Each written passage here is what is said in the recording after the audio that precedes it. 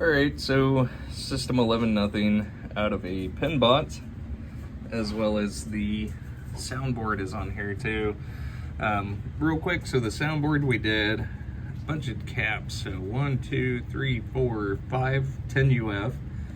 We've got 2 100 UF, 2 1Ks, and 2 470s here on the board. The MPU, we've got a total 1, 2, 3, 4 100 UF capacitors here. We've got a 470 here in the sound section, 2 10 UFs here in the sound section, as well as a 22 UF here in the reset section. We did have a little bit of alkaline that we needed to abate here.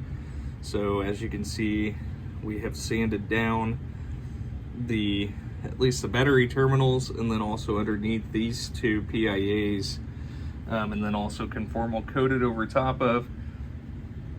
So we've got 2 new PIAs and 2 new sockets here on the board. Resocketed both of the 6808s, as well as all 4 of the ROMs, and installed NVRAM here onto the board.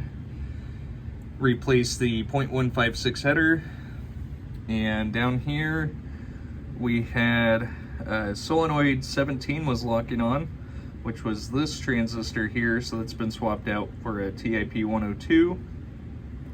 And the column 1 was not working, and so I've got a new 2N3904 transistor here in the switch section.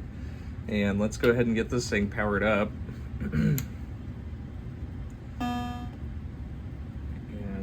here's the displays, and then the lamp matrix. And we've got a couple of coils on here, which is actually the, I believe that's the visor. And so once we go into test, those go off there. And into the first test is going to be the music test.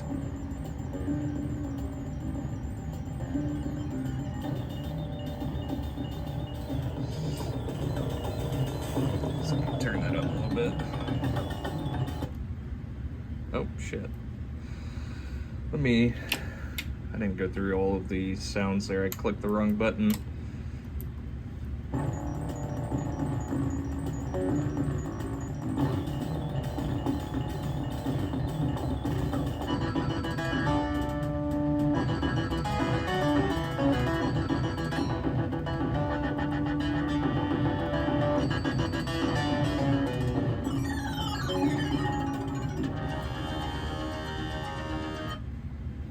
There's all the music there, and so just running through the displays.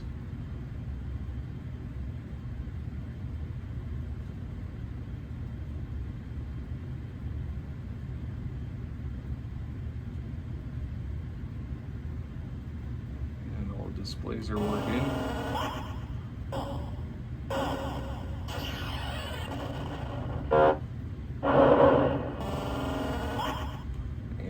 Sounds, and into the lamp test, and then single lamps. And again, that ghosting is just a artifact there from the LEDs in my camera here. And we are testing the solenoids now, so testing both A side and C side here of each of the coils.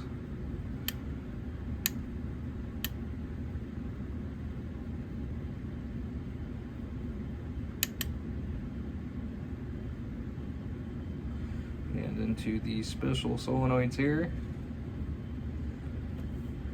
And these are all switch controlled also. And then into switch test.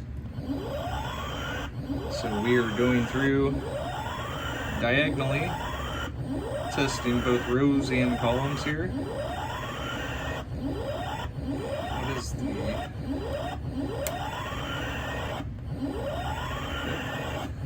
pressing the wrong guy. The wrong column, sorry.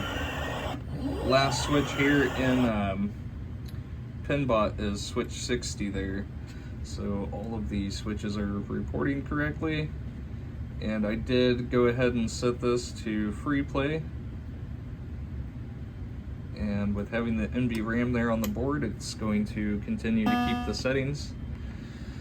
And so that is it. That's everything for the MPU and the soundboard. And I'll go ahead and get the power supply connected up to the board and get that tested here as well.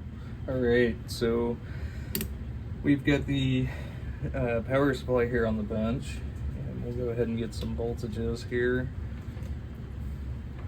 So let's go ahead and start over on this end.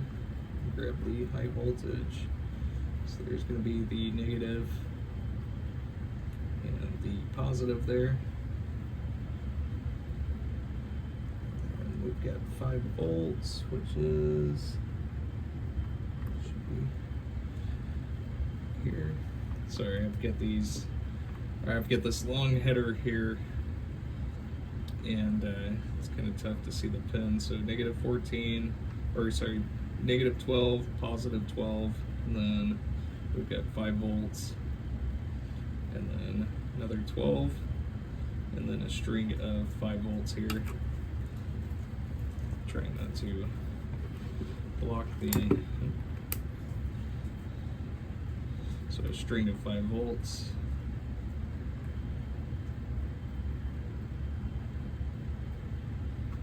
And then just go back over the display voltage here, so the negative and positive, and then the 5 volts there.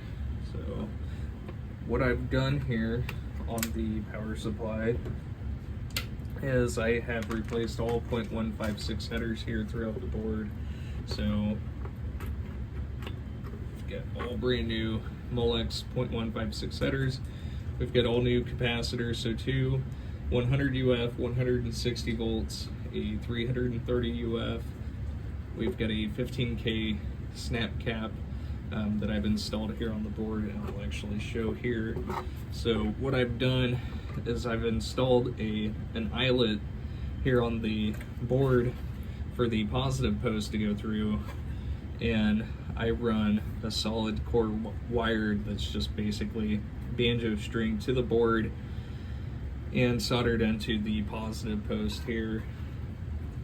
Those 18,000 UF capacitors in the axial forms are impossible to get unless you want to pay about, I think it's like $10 or so for a capacitor, a single capacitor, which is just ridiculous. The 15,000 for the 5 volt filter is perfectly fine. That Williams actually ended up going down to 10,000 UF there for the 5 volt filter capacitor, which you can see on the WPC 95 boards, and it's essentially the same circuit. Anyways, we've also got a 100 UF, 100 volt capacitor, a 1000 UF, a 47 UF, and a 100 UF here on the board, and everything is working 100%. And I did also swap out the two 39K resistors, which always burn up here on these boards. But I will go ahead and get this packaged up along with the other boards and sent back to you. Thank you so much.